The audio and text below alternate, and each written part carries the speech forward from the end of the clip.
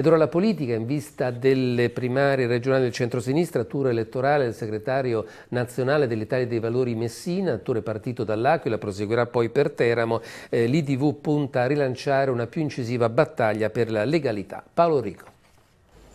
Uno spazio per la legalità inaugurato stamani all'Aquila dal segretario IDV Messina, non solo un servizio con esperti, giovani operatori specializzati a disposizione appunto del cittadino, ma anche un osservatorio sulle questioni sociali aperte nel nostro paese, come spiegato appunto stamani dal segretario IDV. Chiaro il partito fuori come noto dello schieramento parlamentare, nel ricordare poi che al governo spetta un ruolo di operante concretezza.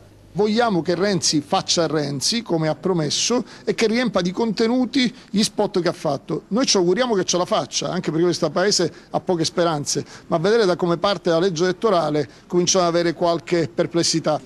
E poi sui temi di casa, le primarie nel centro-sinistra abruzzese domenica, dove la partita sembra già aver impalmato da tempo il preconizzato sfidante al candidato presidente del centrodestra nelle regionali di maggio. L'Italia dei Valori vuole fare questa battaglia, una battaglia di legalità, ripuntare sulla questione morale e partire mettendo i propri uomini migliori, chi ha dimostrato di fare qualcosa già per la terra d'Abruzzo e per la propria terra, ed è proprio Alfonso Mascitelli, il nostro segretario regionale. Infine, alla vigilia quasi dell'8 marzo, la censura netta dell'IDV contro una legge elettorale che dribbla le quote rosa.